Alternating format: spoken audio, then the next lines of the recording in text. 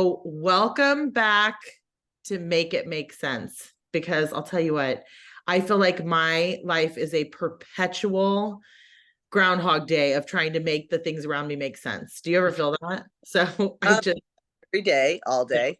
yeah, all day, every day. So thank you for joining me. This is my beautiful, magnanimous, fantastic friend who is probably one of the funniest people and has the best voice and laugh ever. So Natalie, hi. Hi. So tell us about you. What do you want to say about yourself? What do you do? Who are you? Tell us more.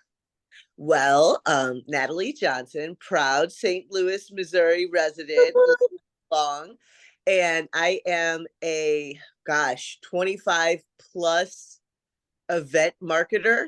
I work for Monster Energy Drink, and I'm currently the regional field marketing manager for our brands. So I My cover goodness. Arkansas, Oklahoma, Kansas, Missouri, and Illinois. So it keeps me busy. And I've been with the company over 15 years. Wow. So yeah, that's me. I'm a mom, a single mom, a divorcee. And that's And, that's basically it. That and keeps that, me going. that's a lot. And I feel like you're constantly on the go. This job keeps you moving a lot. How many days are you gone out of the month? Like how much traveling? It's on and off. Like October, I've been catching my breath. But sometimes it's a lot of it's on the weekends. And so sometimes it could be in the month, 3 weekends out of a month. And then you have to work the 5 days in between. So, Yeah. it tends to be like August, September, we're super crazy. Now until January will be calm, then it picks back up, and then my May and June are going to be crazy again. So, That's so wild. I mean, like, honestly, first of all, yay for energy drinks, because if I don't know how you would keep your schedule if you didn't drink them. Do you consume the product?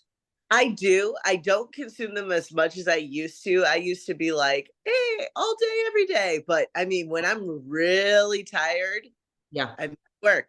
Yeah. It's I I would think you would have to be, because like I gotta tell you, last night I was waiting for my daughter to get home after trick-or-treating, and I was like, it was like 9:22. I remember specifically because they were texting in this group chat, and I'm like, y'all just bring me Ghostface back so I can go to bed, because I am for sure 22 minutes past my bedtime. So like, stop it. So like, everyone finds their place, because I could not do your job. It looks like a ton of fun, but I would be in the worst mood ever. So God bless them for having you. And you are a rock star, and I appreciate you taking time out to chat with me.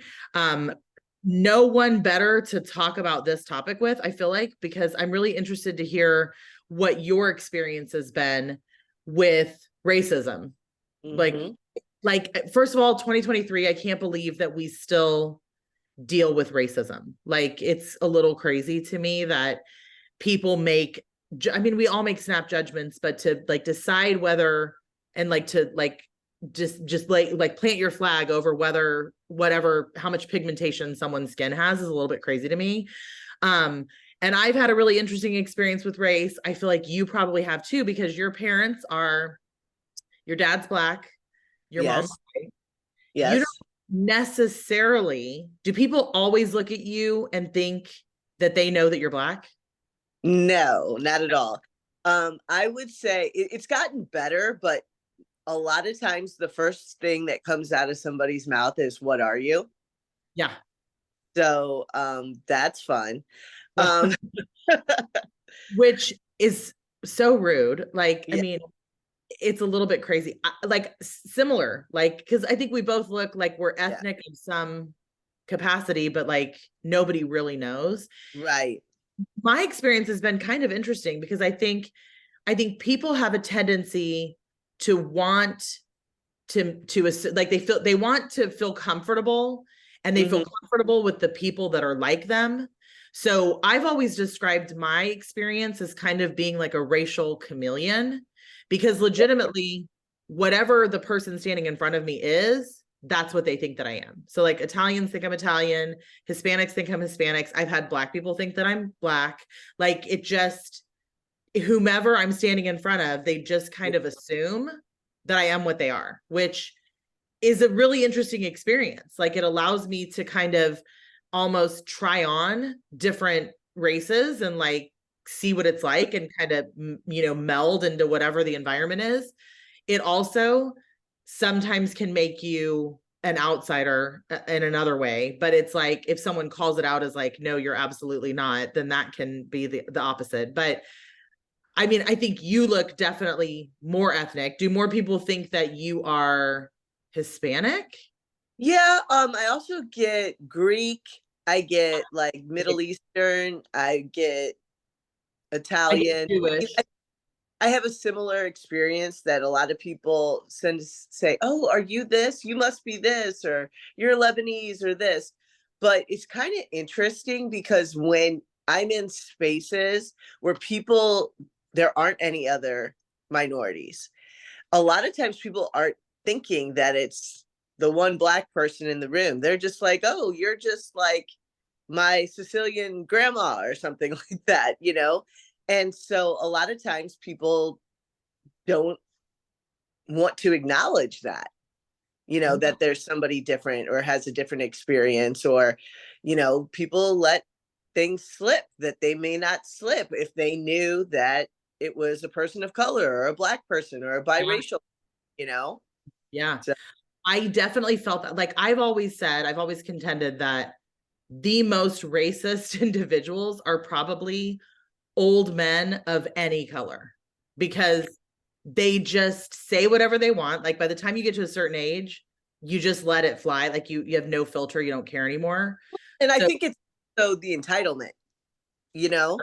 I mean, a lot of times men, whoever they are, just kind of like resistant to change, totally, settled how they have been thinking, how they've been living, and just don't filter.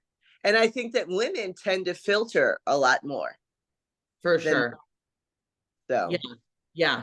I mean, I definitely, so when when I was growing up and I would be my brother's father who raised me is Hispanic. And so I would be on that side of the family and they would say disparaging things about white people because they're Hispanic family. And I would be in the room and my brother would be in the room and it was just like it just is what it is. Like they would say it and because again, I think people kind of have blinders on and they see what they want to see and they just selectively decide everyone that's around is like them or they don't care. It might be entitled, but like it is what it is. And I don't really know that I felt like the white side of my family was quite as vocal, but like we know that white people in this country have certainly been Yeah. racist and have done their fair share. But it's such an interesting dichotomy. It's just such an interesting place to be because truly people like, and I'm walking around with these names that are always like Hispanic. So people assume I'm Hispanic and I'm not Hispanic. And they just kind of see what they want to see. But I think that, I mean, I wouldn't say that I've ever probably experienced, racism as you probably have. They say that 7 out of 10 African American people polled will say that they've had some sort of discrimination in their lifetime. So that has not been my experience, but I imagine it's been yours. Like, do you feel I like would say, I mean, I'm not gonna lie. And I mean, I grew up really middle class. I grew up in suburbs. I went to Catholic school. So, and there weren't a lot of Black people in my spaces. yeah, A lot of times it was me, it was my brother, maybe one or two other kids in the whole school. In yeah, my high school, I remember there being a couple of Filipino kids, a couple Hispanic kids, and maybe one Black girl in the whole school. yeah, So I would say that more of my experience is really just absorbing microaggressions, um, and trying to kind of figure out who I am, because my parents, quite frankly, were like, hey, we're going to raise our kids. We're going to give them the best they can. We're going to put them in the best schools we can afford. We're going to get the worst house in the best neighborhood. and we're going to try to, like, you know, bounce up to the next echelon of whatever they were living. Right. And I feel like they didn't want to acknowledge the experience that their biracial children were experiencing. They were just like, hey, you've got food in the refrigerator, you're in a great school, you're surrounded by great people. And it's like, but are they really that great? Are all of them that great? Are people just playing a game? Well, but how much of that was tempered by their experience? Because it couldn't have been easy to be an interracial couple when they were, like when they started out, right? Because that would have been in the 70s, Yeah. right? So like that had to be really, have they ever talked to you about, or did you ever experience? No, I would say at least my dad is very much a let's not dwell on bad experiences. And I think he was like, um, kind of always been the odd man out in a lot of spaces, whether that be workplace, college. And so he kind of got used to being like the only Black guy at work. And then my mom is just God bless her, she's very like tunnel vision. She's seeing straight ahead what she wants to see. And she's seeing a loving husband, great kids, a career, and she's not seeing everything else. Wow. And basically, I feel like I was living in the everything else. Yeah. So, you know, um, whatever issues that they had to deal with from a relationship wise, I honestly, I did. I think everybody was like, well, what I dealt with was more than what you dealt with. Or, like you think what you're going over is bad. You should have gone through my college, Sure. stuff like that. We So all have a tendency to do that for sure. We think there we, wasn't a lot of communication on all that stuff in my family. yeah. Did you ever experience it out in public, out in the world? Like people making comments or, There's one time that I remember, and I was actually older. I was probably maybe 19 or 20, and I went on a trip with my mom, and we were going through passport control and customs, and they were like, okay, family, step up. And we went to step up, and the security person at the passport control really kind of jumped up and blocked my mom and yelled at her and was like, only families. And it kind of, and then, I just jumped in and I said, that is my mom, but I could tell it really rattles my mom. yeah. She got kind of teary eyed and, Huh. um, so like, it's one of those things. I mean, I think I definitely like felt kind of stares and stuff like that. But if you think about it, Lori, it's like I've never not had stares. My dad's been my dad, my Yeah. mom's been my mom. They're still married. We still go out and do things as family. So, um, I mean, maybe you're feeling stuff, but you don't even know that you're feeling the You don't stares. know, Had you don't them know your any whole the life. other way. Yeah. What about Micah? Because we've diluted even more the Yeah. black in Micah. And I don't really know what I think Micah, like what like nationality he looks. What do you think? Like what does he get? No I one think is people ever think, getting black. I Yeah. think most people just think he's white. But I think that I've had some conversations with Micah to say it doesn't matter what people perceive about you or what they think you are. You know who you are. You know who your family is. And you know that there's going to be people who are going to say things, or you might be out with your grandpa. I actually had to tell a daycare, um, Micah's grandpa is African American. So please don't give him a hard time when we come for pickup, Isn't that, because they'd say, no, you're not the grandpa. And I just, before it got into an awkward situation, I just went ahead and said, here's a picture of grandpa, let him in. yeah. Wow. But I think it's kind of more like, hey, Micah, you're biracial just like I am. And if people don't realize that you are, you know that you are, and you're going to have to stand up for your family, other Black people, other, whatever situation is kind of coming up. You need to know that you're an ambassador to like kind of stand up and do the right thing. And being quiet might not be an option for you.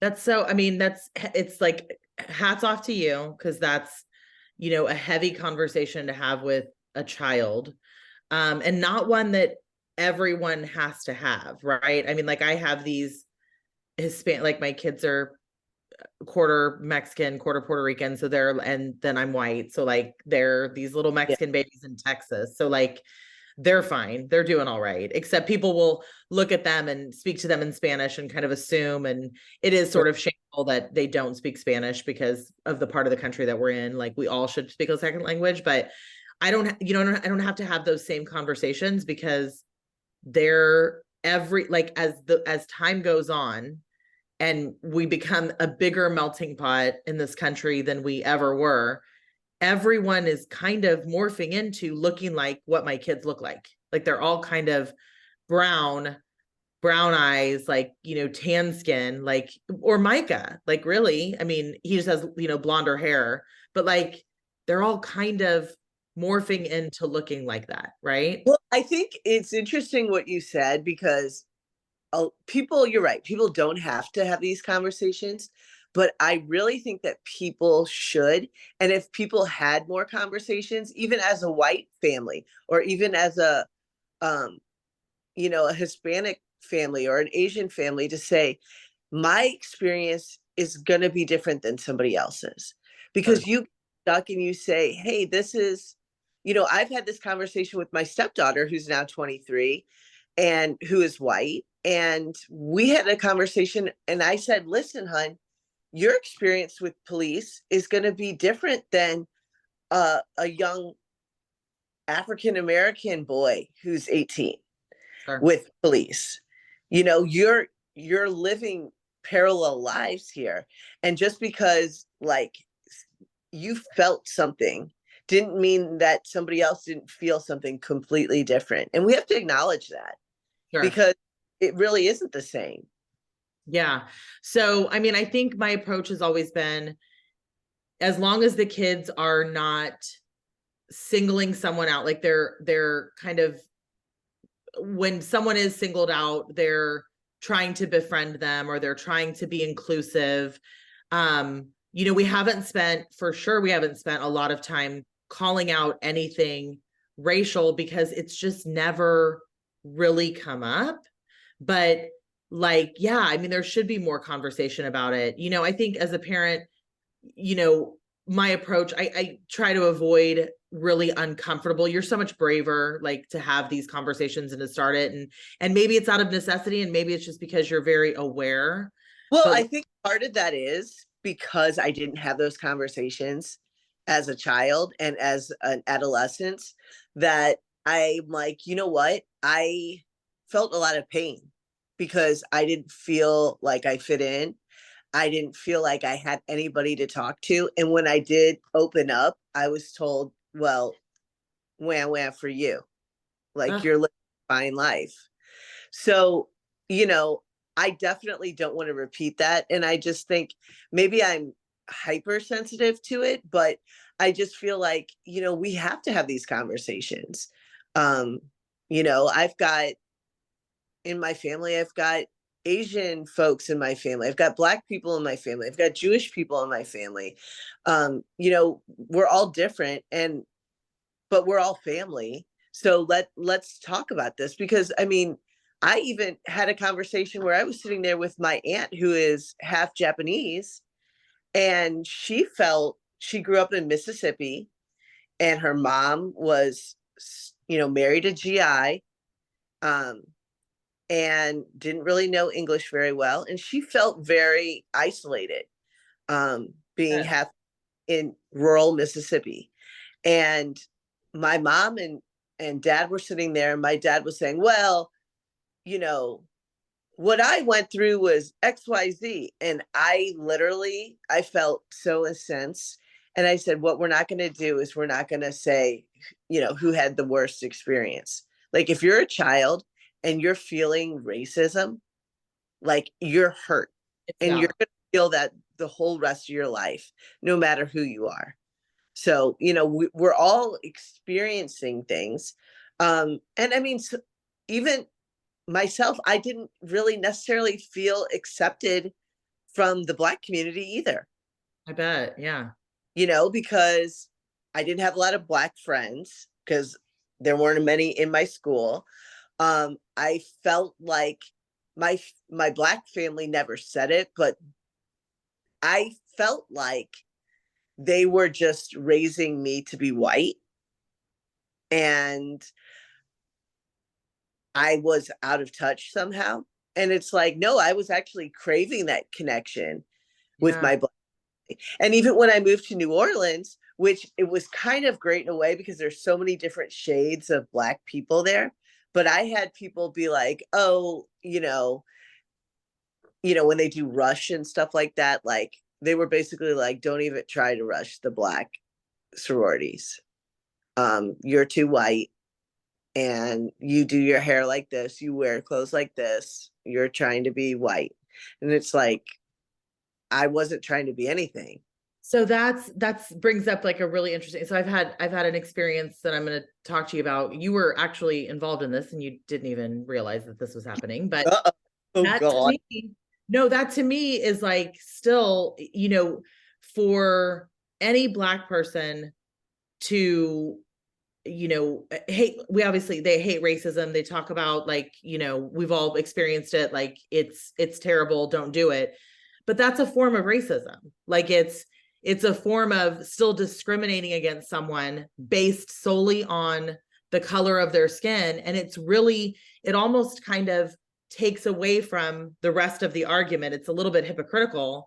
And I experienced something really similar to it recently. So you had posted about Tupac, that they had found and indicted someone for Tupac's murder. This was Uh-huh. whatever happened a few weeks ago.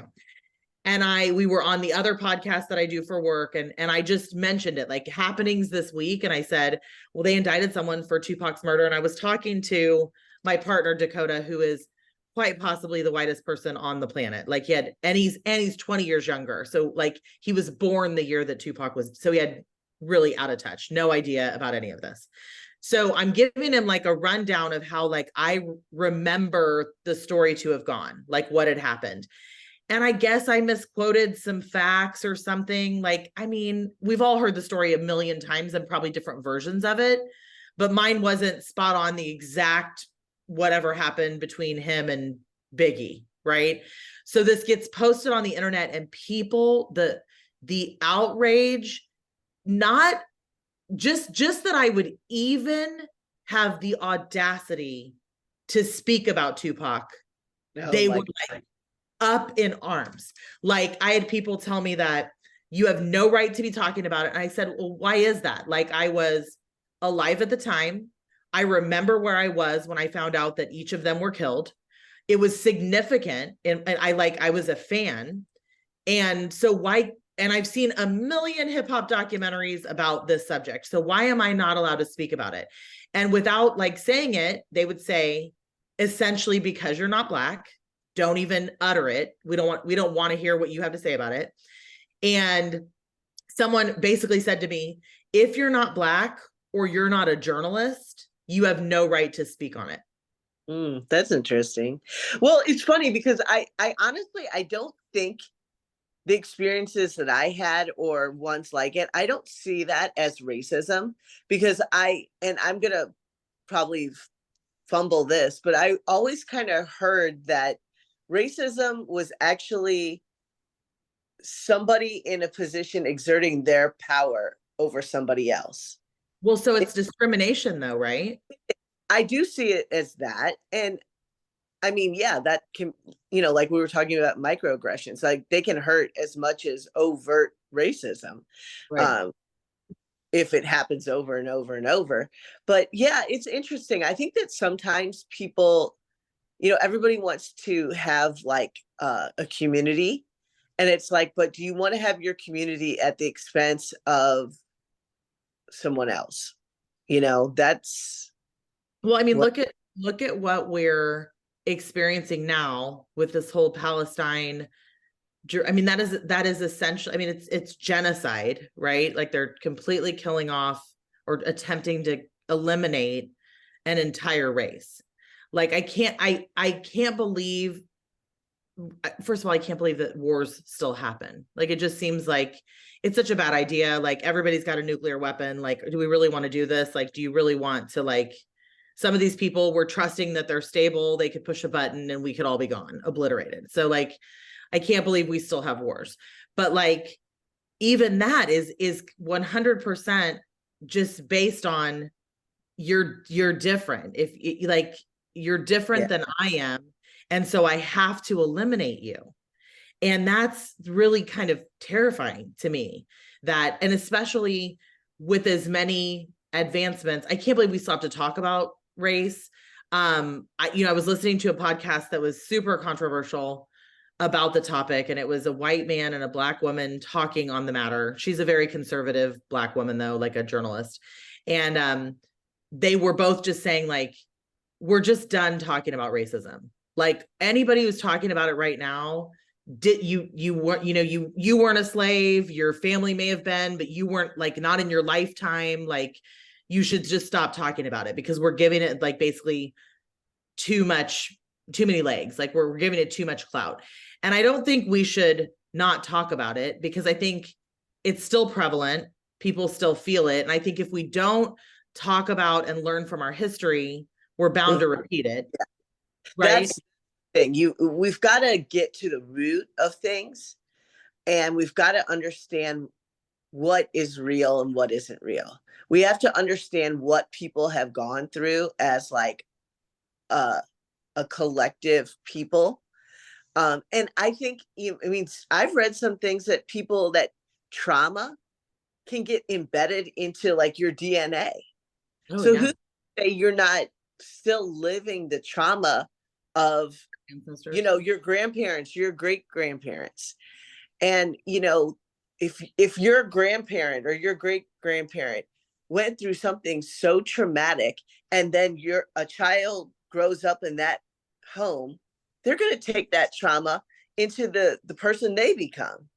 And Sure. I mean, that's how things get passed on. So, I mean, I think you've got to, it really disturbs me because I'm such a history person. I mean, I probably should have not gone into like marketing and gone into, becoming a librarian. So And good at it. Well, you can have a new evolution and have a whole other career. People do it all the time. but I mean, it seems like right now people don't, they just want to like put a stamp on something. Oh, it's MLK Day. We're good. We went on a march in 1968. So thanks. And it's like, hey, you can't say la la la forever.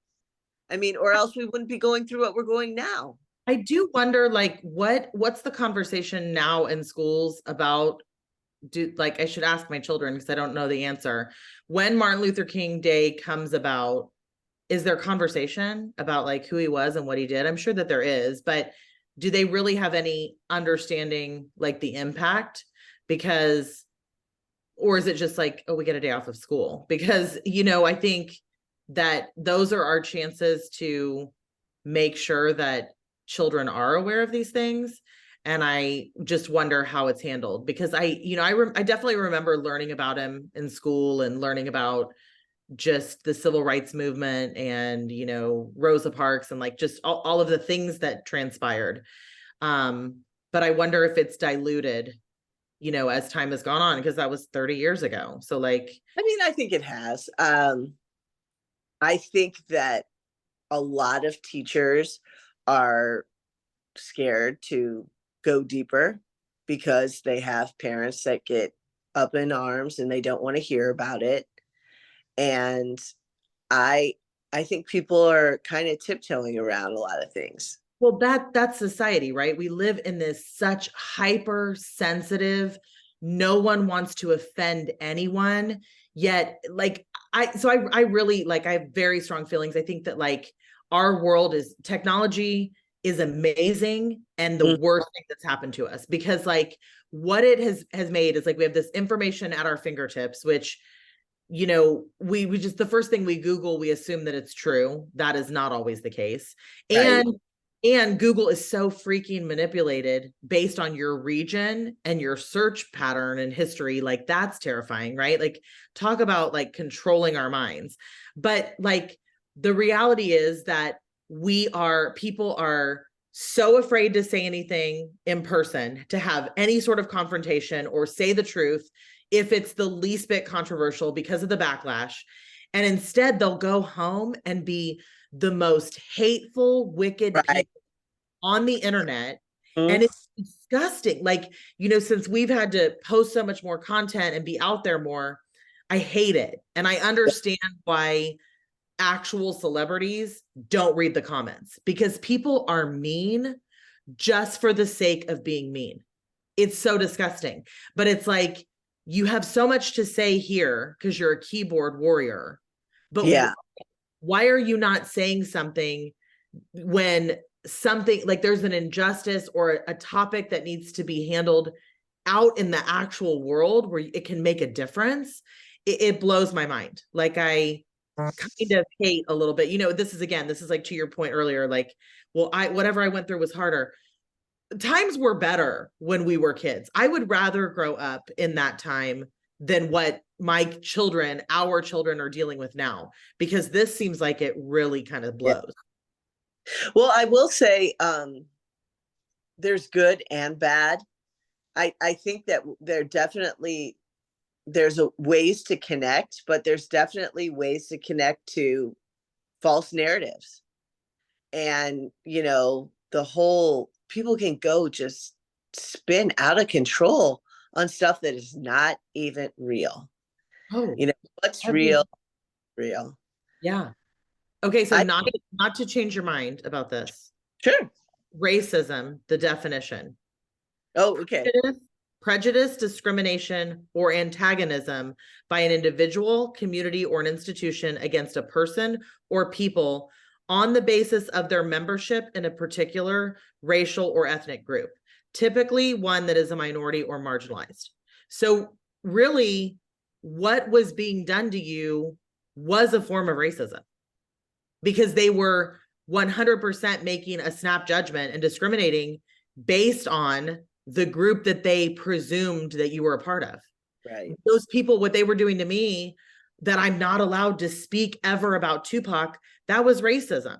And it's like, you can't have it, like, to me, you can't have it both ways. You can't say you hate racism and you think that all racist people should die and then act racist and really plant your flag on the argument that, like, well, I can kind of do whatever I want. Like, that's an entitled sort of thing. Like, I can do whatever I want. I can say it because I'm Black. I can talk about him, or I can be a part of this group. I can tell you that you're not welcome. Like, that's part of the problem. Like, if you're doing it in any way, you're part of the problem. Like, you're perpetuating it, you're feeding into it. I see that. I guess for myself, I really have to say, like, you know, is my problem or my pain bigger than something that is collective pain? Are people threatened because maybe they don't, like, in that situation when I was, like, in college, like, were people making snap judgments on me, and could I rise above it and realize, like, hey, it isn't worth it, or Yeah. that I was better than somebody else when I wasn't? I mean, it's very delicate.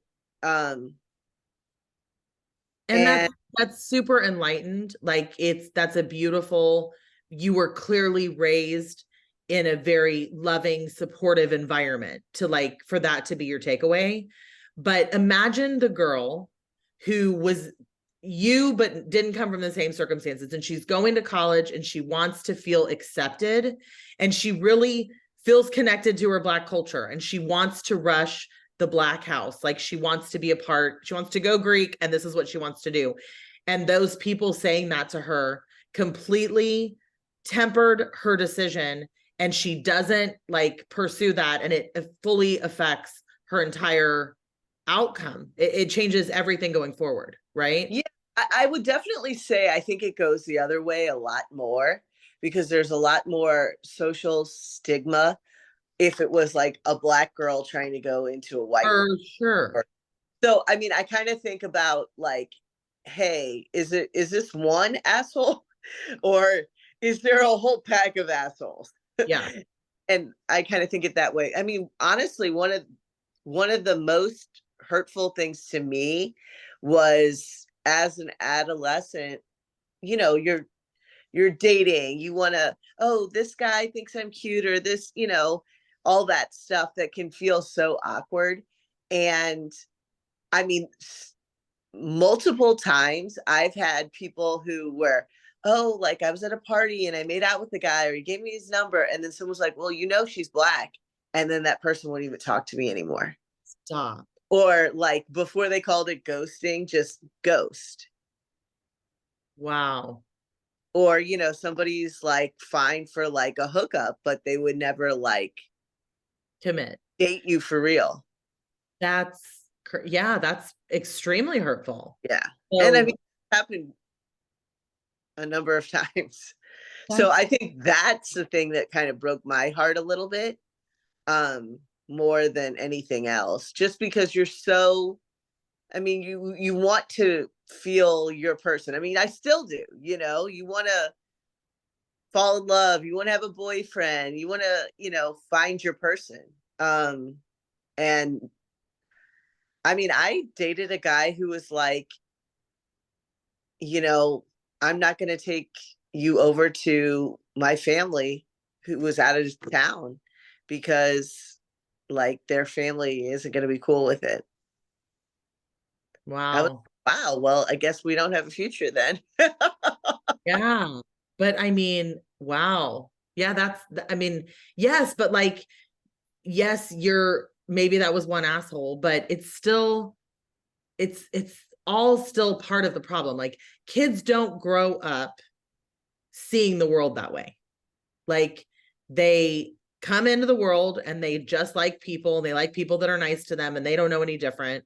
And we plant that there, like someone put that there, which Yeah. is really dangerous, and it's so harmful. And it's like, after all these generations removed, it's still happening. Like, and But it's not. if I would have been more prepared, yes, there's always going to be assholes. But if I was more prepared that my mom and dad came to me and said, you know what, you're a wonderful, smart, talented, you know, beautiful, outgoing young girl, and someone's still not going to like you because of your skin. No one ever said that to me. So when it came to me, I You were was really hurt. blindsided. Because, you know, my family was like, oh, if you're a great person, you'll attract good people, you have so many friends, like who wouldn't like you? And that's wishful thinking. And I think that's why I go back with my son now and I say, you know, like, there's going to be people who don't like you, there's going to be people who are racist. Maybe you don't hear it at school, but maybe you go to somebody's house, or you're, you know, that's happened to me when I was a kid. I went with a friend's family and we stayed at their like great aunt's house in, you know, Tennessee, and she said some off color things. And it's like, well, what am I going to do? I'm 11 years old in the middle of Tennessee with this family, and it's their great aunt. So, I mean, what, I'm going to cry about it? I mean, there's no cell phone. What am I going to do? Wow. I'm just going to kind of take it. So do you think, so I mean, and hey, like, again, hats off to your parents. Like, I love your parents. I think your parents are great. Like, I think that a lot of this was a product of like probably some parenting book that told them like this is how you raise your kids. And like, because I had a lot of the same stuff for my mom, like, you're beautiful, you're perfect, like if anybody doesn't see that, then it's their loss, and never gonna, like, never gonna tell you, necessarily brace you for, I mean, I got the wind kicked out of me a lot of times, like by things that happen in the world, because there wasn't the conversation. But so I get it. And I think your parenting is a product of like our current times. But I think there still would have been one of two paths you could have taken. You could have hit it head on. And I think that's just very much your personality, is to have the conversation. And I love to see that. And I'm obviously the opposite side, where I'm like, oh, things are fantastic, and we don't have that problem, so we're not going to talk about it. And that's not that shallow. Like, there are conversations that happen here. But it's just not, it's not so much around race, because it hasn't affected us a ton. It's more about like differently abled people, and like, what do you do when someone's being bullied? Like, I have lots of opinions about bullying. But do you think that Micah will ever have that same experience? Like, do you think it was different for a girl than it is a boy? Like, do you think he'll ever date a girl, make out with a girl, and then mention that he has some, because like, let's be real, we all have Black in our lineage somewhere. Like, it all started in Africa. Like, anybody who does 23andMe will find that nobody's pure. There is some Black in everything. So like, do you think because he's a boy, he'll have a different experience? Do you think that that's less? I don't know. I think he'll have a different experience, just because he's very presenting as a white young man. He has blonde hair, he has green eyes. I mean, he looks like he might have been sun-kissed a little bit, but he's got a great skin tone. That kid's like a supermodel. I don't know. I mean, we're always evolving, like, social norms. So I think having a boyfriend or a girlfriend of a different race or ethnicity isn't as big of a deal as it was, in the 90s or 80s. I think there are more like interracial relationships to look at. I remember being a kid and going to like Target or the stores, and Barbie was my favorite toy, and just never seeing a Barbie that had tan skin. There might be one Black Barbie, but it's like, I'm not really identifying with that either, with a Barbie that has dark cocoa skin and an afro. So when I started seeing, like, maybe it was the Latino, I would think, Barbie. Coco was good for you. All of the, Barbie. And like, I mean, even as like a teenager, that made me feel good. That representation, what really was important. And, like, I didn't, outside of my mom and dad, I really didn't have any interracial relationships or families to look at. And now, I mean, I see them all the time. I think one thing that I still see, especially in St. Louis, because St. Louis is a very kind of segregated type city, is a lot of the elementaries are very mixed. And then when it gets to high school, people go off to private schools, and after, even in high school, I feel like the people I hung out with was a really like kind of diverse crew, because I kind of moved away from my private school and I found another group, and I was like, oh, these are my people. This is cool. But now, if you look at those people now, are their friends as diverse as they were when they were 16? No, it's like, as you grow up, people tend to kind of group together, or people go to get married and, couple up. People a lot of times couple up with people of same, I don't know, growing, ways they grew up or, Well, yeah, I think that goes back to like what I said at the beginning. I think people yeah, are comfortable with what they understand. They're comfortable with things that are like them. So they find a way to make their world kind of like them. And I mean, I think it's to different extremes, right? Like, don't you feel like you encounter people in the world and you're just like, man, everybody's crazy, but like your group of friends makes sense to you? And I'm like, I have a hard time believing that we just found a normal group of people. Like, we're also all probably a little crazy, but it's like the same kind of crazy. yeah, And I think that that's just like the world. Like, people kind of tend to make sense of the world around them by making it what they're comfortable with, and people are comfortable with whatever they see in the mirror. And that's wild to me, because like I don't know, I didn't really grow up that way. I didn't ever think that. I mean, I went to a predominantly Hispanic elementary school, and there were no black kids in our class, in our graduating class. I mean, but there were 15 of us, so it's not like it was a big sample size. And then I went to a predominantly white all girls high school, and still just a handful of black people in that school, but other races for sure. hmm So like the world was just, and I didn't really think about it that much because again, it wasn't affecting me. It was just when I went into new settings and people would be like, so what are you exactly? Or like, oh, you're Jewish, right? No, I'm not. Like, you're Italian. You've got to be Italian. Like, just they kind of see whatever they are so they can make sense of the world. It's been an interesting life for that reason, because people just kind of see what they want to see, which has definitely helped me. yeah, It helped me in both of those instances. It helped me be just another little Hispanic kid in the elementary school, and be just another white girl when I got to the high school. Like, not that I was trying to play it up, but you just kind of go with the flow. You know what I yeah.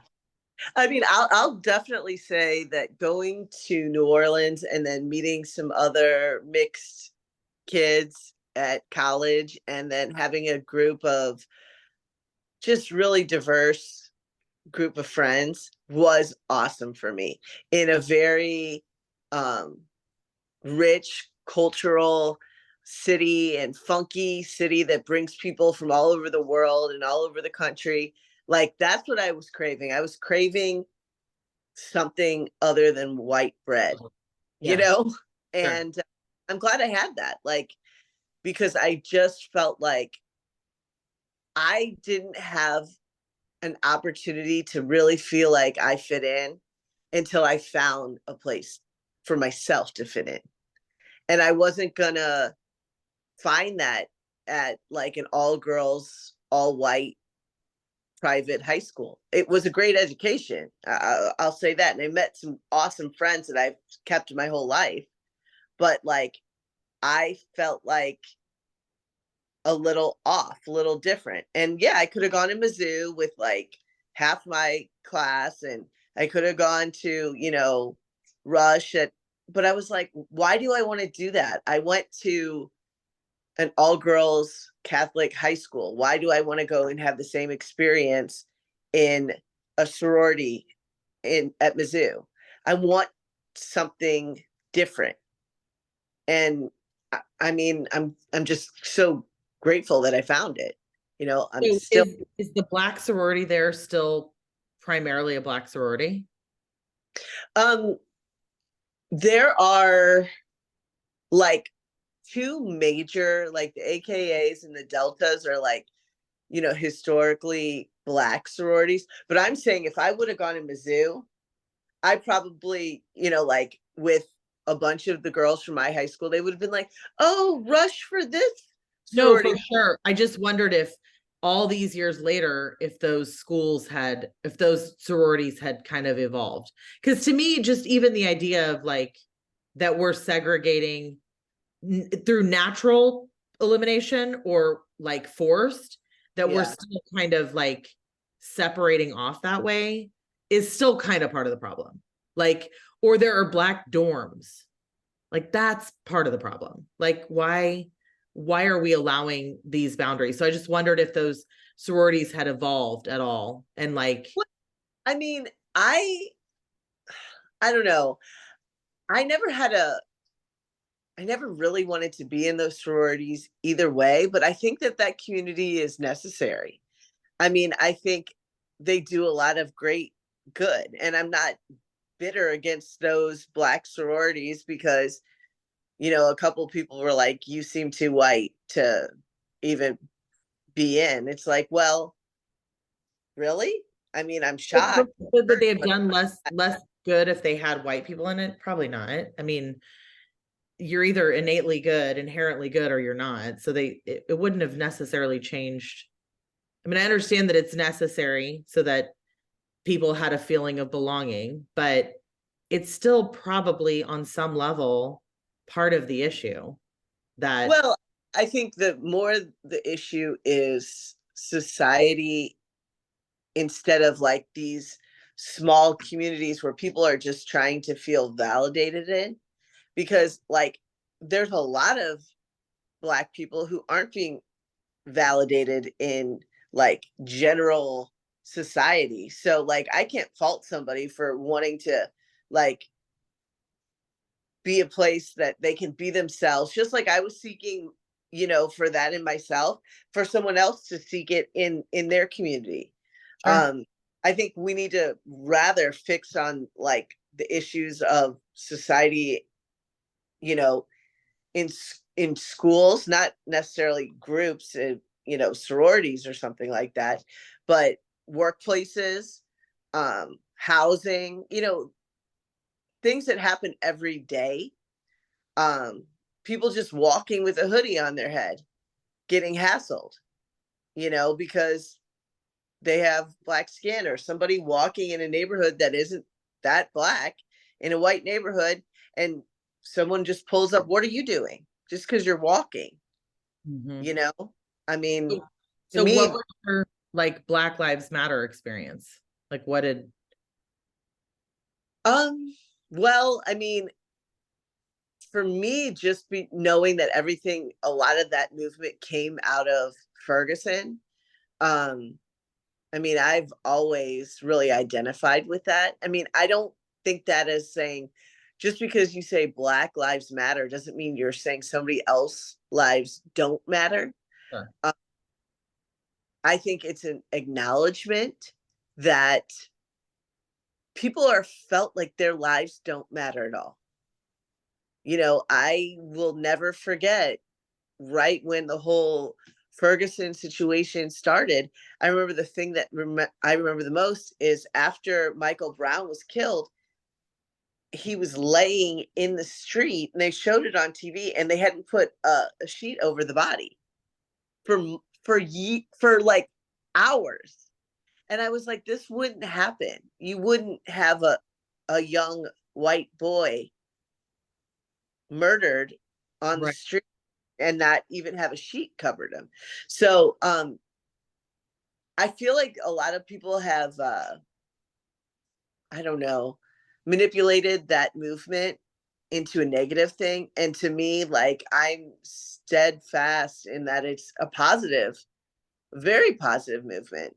I mean, I've got a sign in my yard, and you know, Yeah.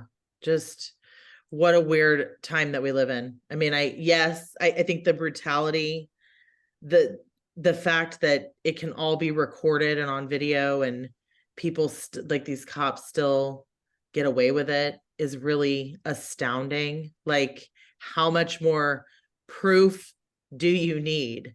But like these are cases that, Rodney King, or like these are things that you hear about as yeah, a couple isolated ones, but it's really all the time every day. yeah, So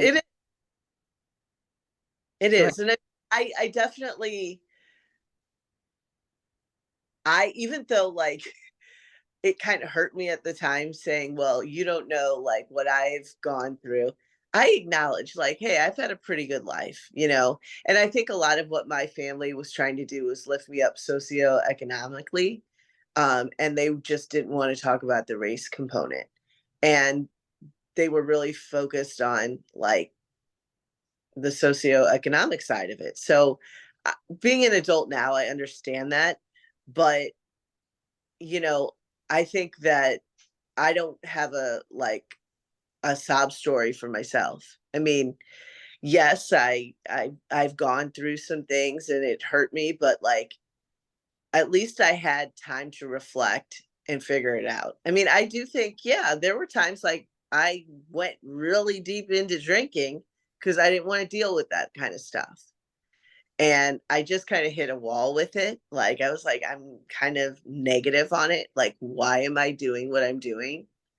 Um, and I'm glad I had that reflection before I went deeper into addiction or something like that. But I feel like, you know, my party times went a Yeah. little heavy at times. Yeah. And I think that was because I was hurt and I didn't have a place to put the hurt anywhere, you know? So I just wanted to cover it up. Yeah. Well, that, I mean, that's deep. That's profound. I think again, I understand I am probably your parents. Like some of these negative things, I don't watch the news because it's so negative. It's like it's everywhere. We're so Yeah. inundated with all of this negativity. And then your feed starts to give you more of what you're watching. So if you click on one thing, then it's just like forget it. Like it's forever. You're going to be just overrun with more of the same content.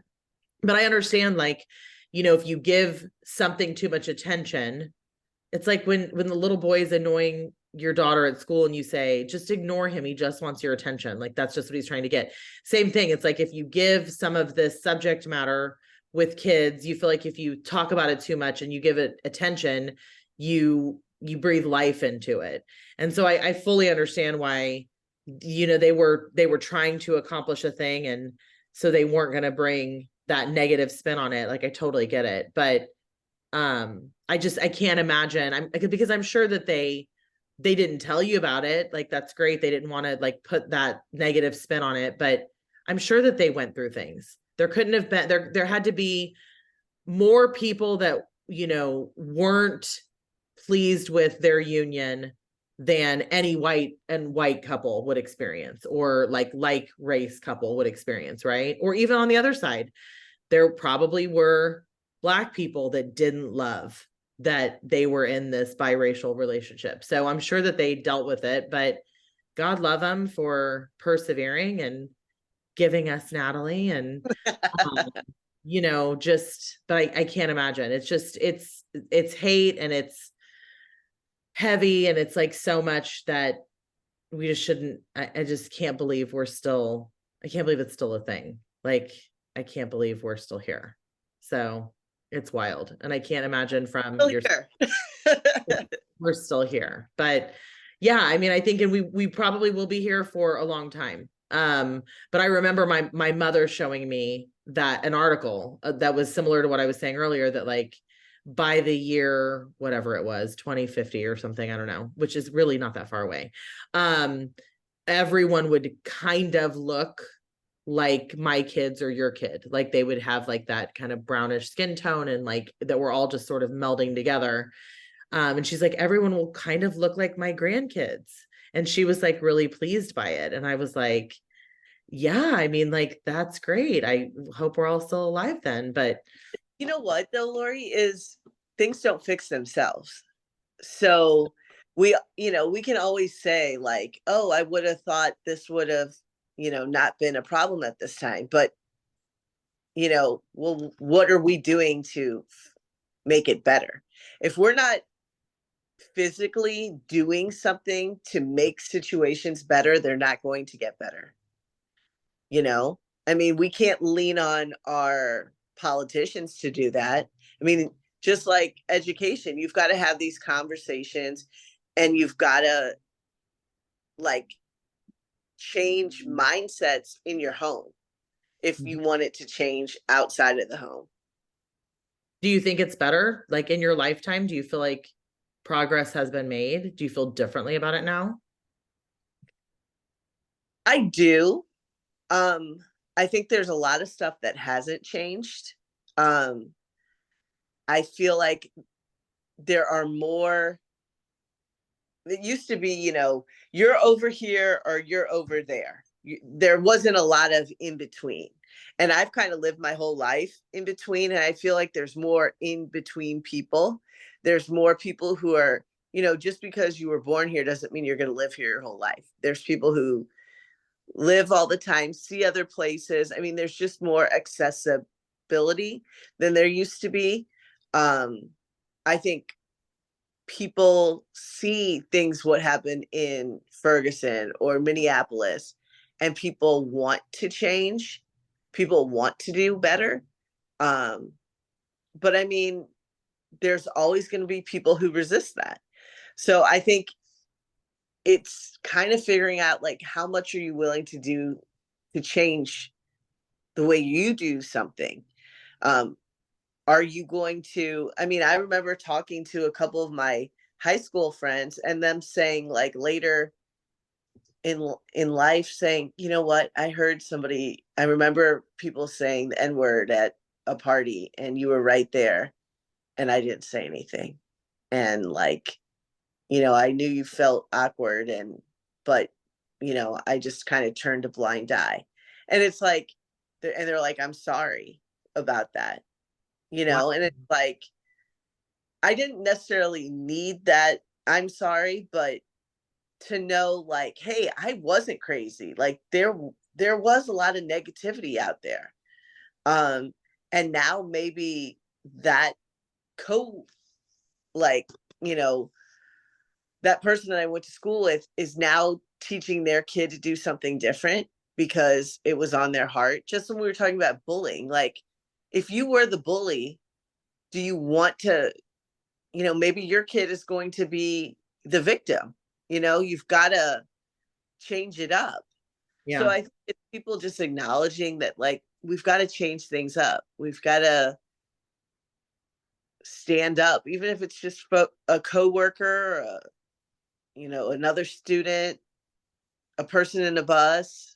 I agree. I think for me, the issue is that there will be these incidents that happen and everyone will rally, but it's like the small passive stuff that no one, like what your friend's talking about, like a derogatory word being said and they didn't say anything, even though in their mind they're, and that's just one example, but like, yes, we all rally behind these big things because they're known about, but how much of it do we say when we're out in public? And that's the part where I think when everyone's like on it for social media or for the internet or because it's being videoed or whatever, that's one thing, but it's all of the little stuff behind the scenes that nobody says anything about. That's really probably the bigger issue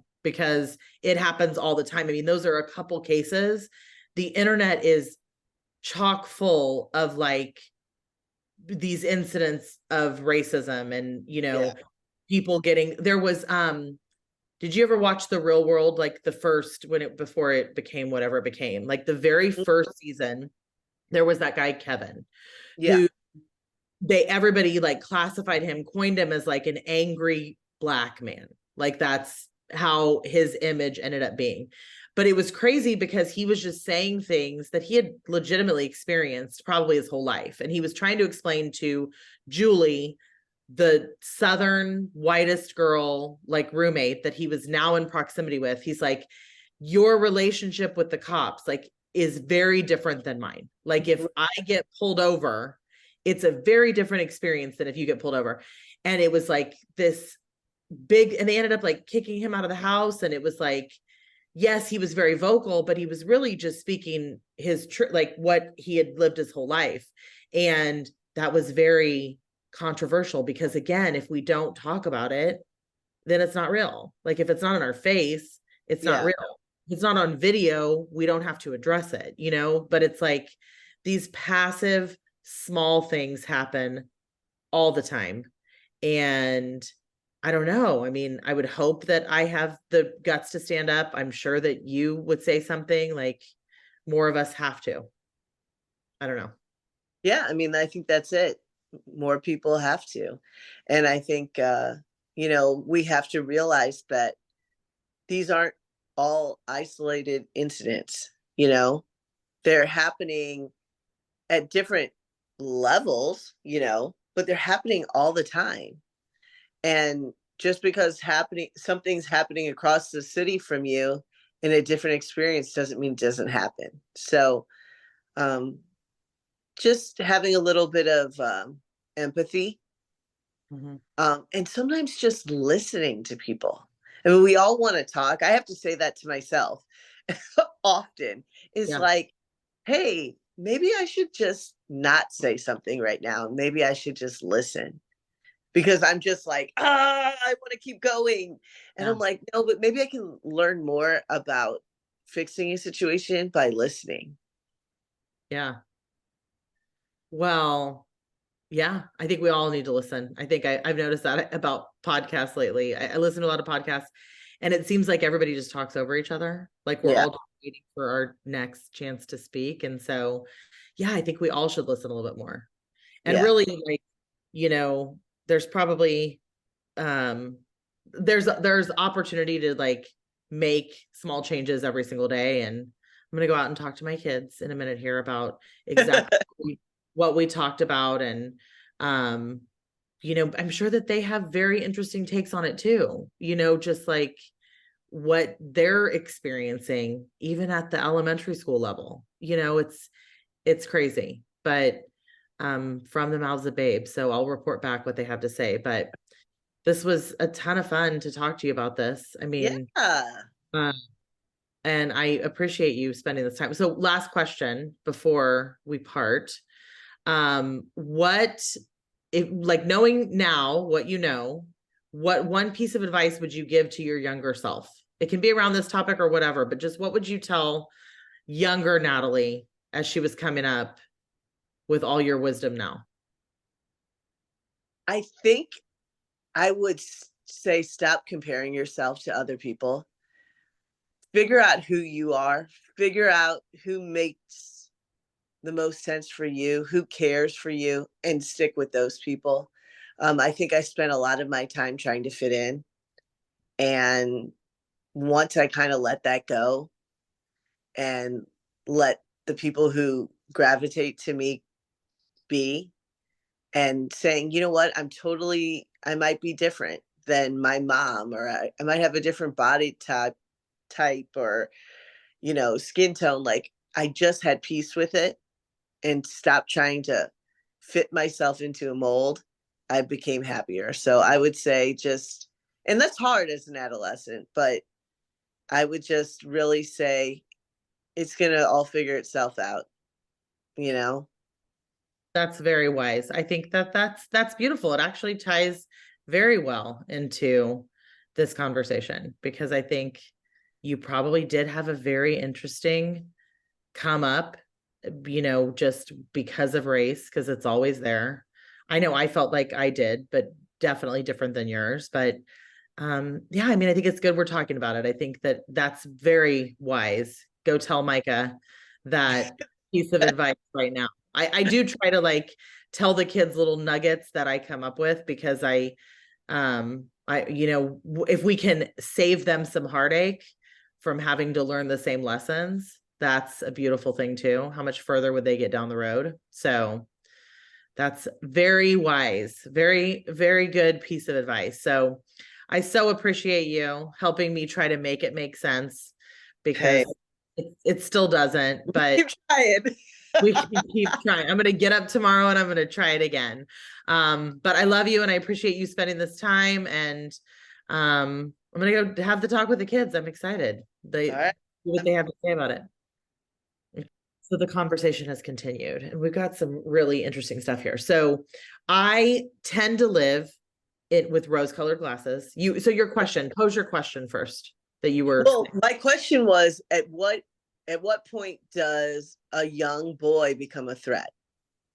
From a cute little baby boy mixed kid or a cute little Black boy, when does that child become a threat? Because I think inevitably people start to treat you differently. And I feel like my own brother really, I mean, you know, he did little adolescent things like staying out past curfew with police and had to go to like juvenile hall on that.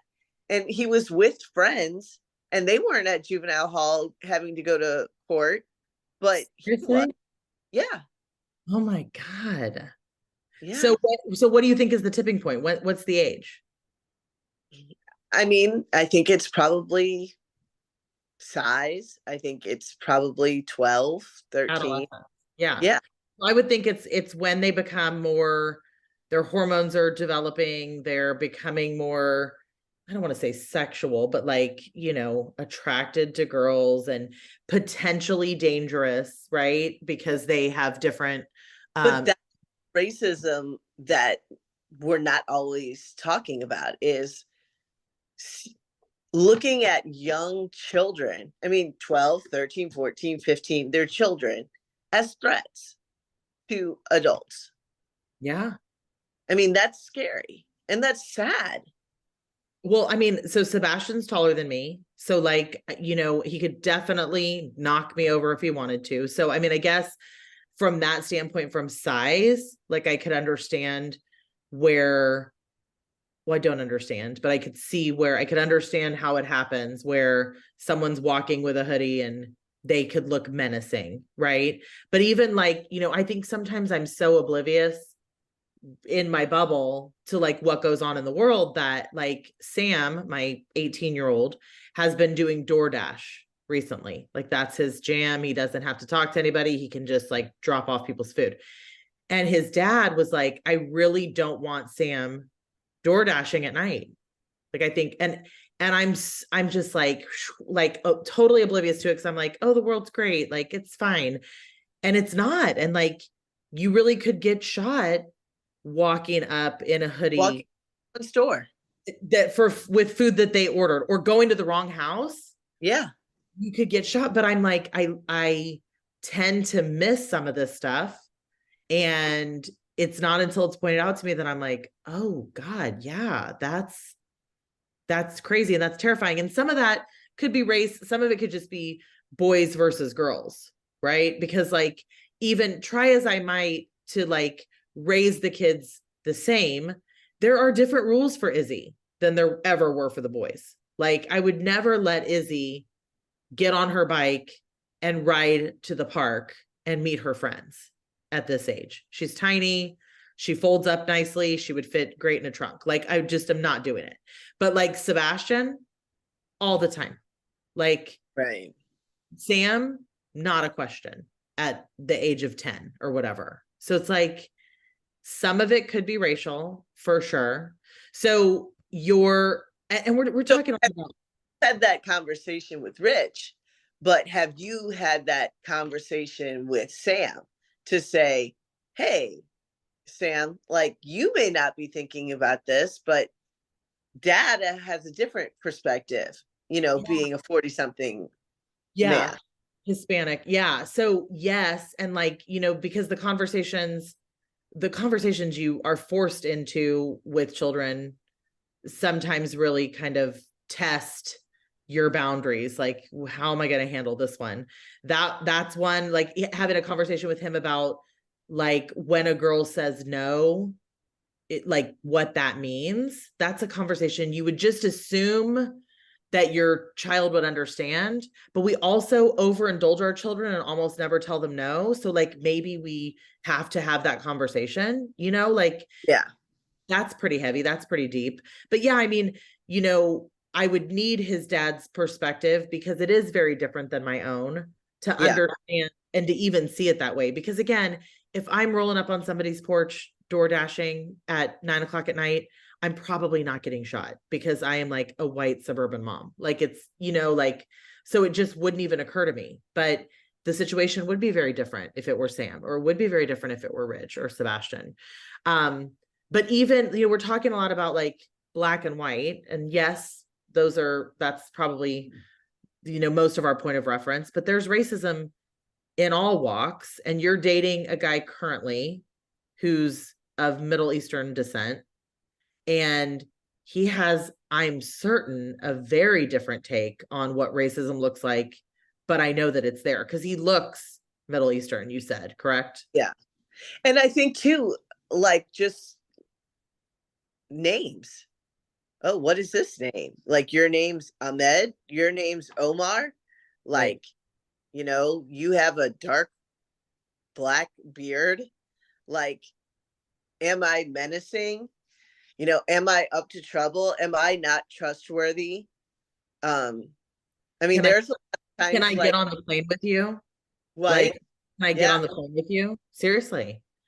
Like, has he ever talked to you about any of that? Like because 9/11 was not kind to anyone of Middle Eastern descent. That the decade Yeah. before and after, like, was challenging. Has he ever said anything? Is this like, No, we haven't really gotten into that as so much, but I mean, there are definitely times like that he'll say, like, when he's doing stuff for work, he'll say AJ because his name's Ahmed Jamshid. And he'll just say, oh, yeah, AJ, when he's like talking to a new client, because it's like, it can be off putting to people. Well, why? Because you're racist. right? But they wouldn't think that they're like, and Yeah.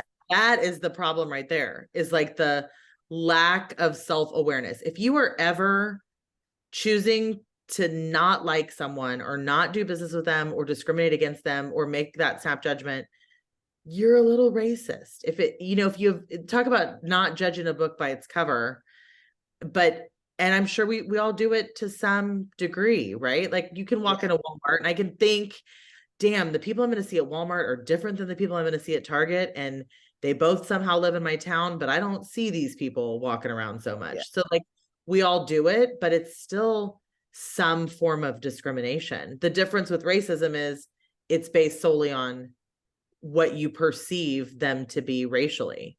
But Well, it's funny. I'm sure you read it, but Freakonomics, yeah, uh, the book. I mean, they've said that if somebody has like a very ethnic or seems like a black name, it may not float up to the top of the resume.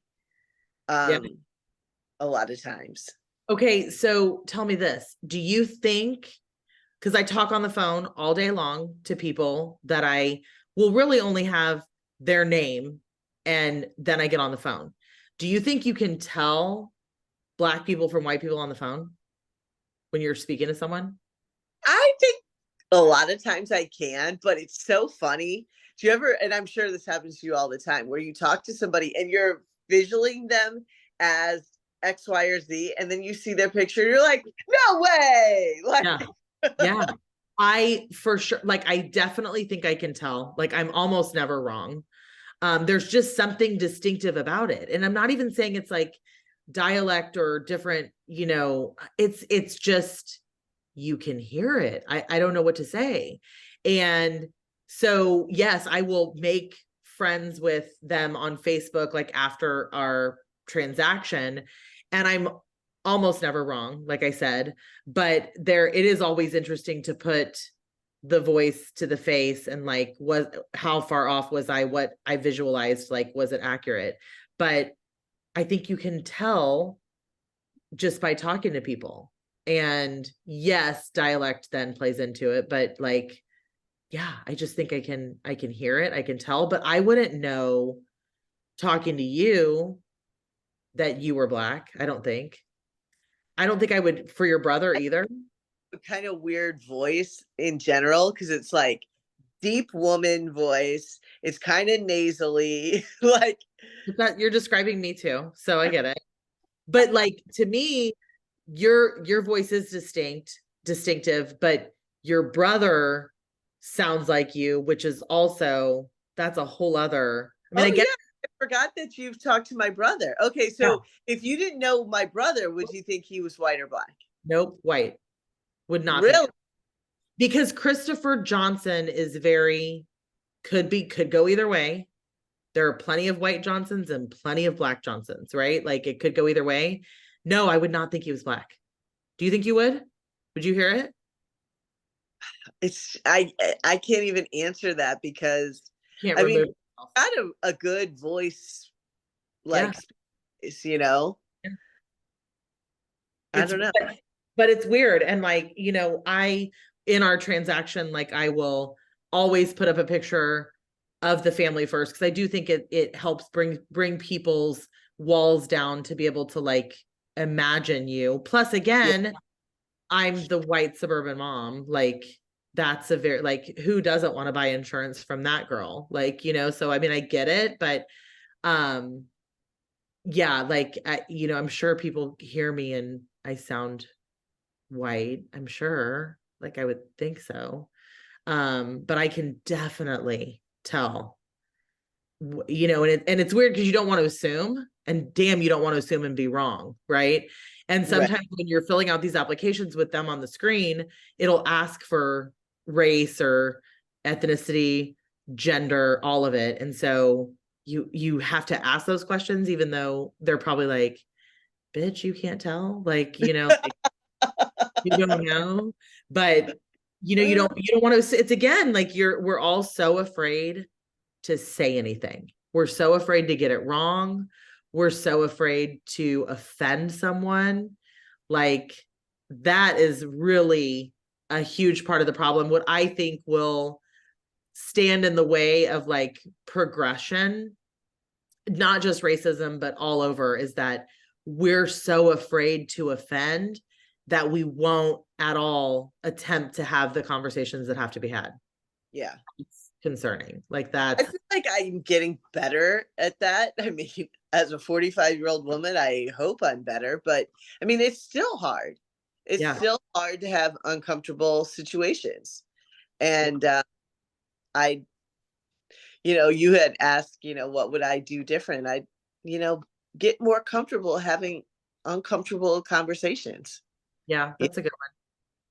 Yeah. So my piece of advice to my younger self would be to stop, like very similar to what you said, to stop caring what people think, which if I could have learned that, and I'm still not great at it, I'm better at it, but like I still get very caught up in what people think. And that's harmful in its own way because you're trying to live up to something. You're not really being your authentic self because you're trying to fit in. So very Yeah. similar to what you'd said. But my middle son, my middle child, my younger son, he is like the coolest kid I've ever met. He just really, since he was able to communicate, doesn't give a shit what anybody thinks about him. Like he will wear the most crazy mismatched outfit to school. If people don't like him, he doesn't. Like there's just nothing that ruffles this kid's feathers. And I will say to him, hold on to that as tightly as you can. Never let that go because man, you have just saved yourself so much heartache in this world by not caring what people think. And it's such a beautiful way to live your life, but most of us don't. But yeah, I mean, just like he just doesn't care. He's like, the only thing that he will not tolerate is like public affection now that he's like PDA with me is like not gonna happen now. That's Think that's born or do you think that's learned? Like, do you think that his just like, you know, not caring is just, he was just no, born that? he was just born that way because he has two siblings that were raised similarly, clearly. But like, I mean, from the time he could walk, he was reconciled, and it was like he would get into trouble, even though he knew he was going to get in trouble because he really just didn't care. Like he just was always that kid, and he's sandwiched by two siblings that very much care. Like they are very intuitive and care very much about how people are feeling about them. So I do think it's more nature versus nurture. And so like, but I mean, I think there are like the not wanting to have public displays of affection with his mom. That part was probably nurture. because, in a Hispanic family, they're much more machismo. And it's like, I watched it with my brother versus me, which is probably Oh, the, okay. like, just you don't, boys don't cry, and like you have to play a sport, and you have to like guns and like all of that. So I think, that part was learned, because when he comes home and there aren't any eyes on him, he's the cuddliest, most affectionate, but it's like No.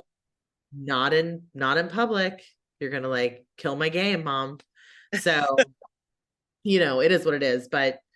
Um, but just good, like, more conversation. Thanks for keeping it going and making me think, because I'll tell you, I really am going to go have a conversation with my kids, because as much as I preach about we should not be afraid to talk about it, I don't think it's a fear to talk about it. It's just like, oh, why give it attention if it's not like in our world? But I don't know, because we don't talk about it, it could be in their world.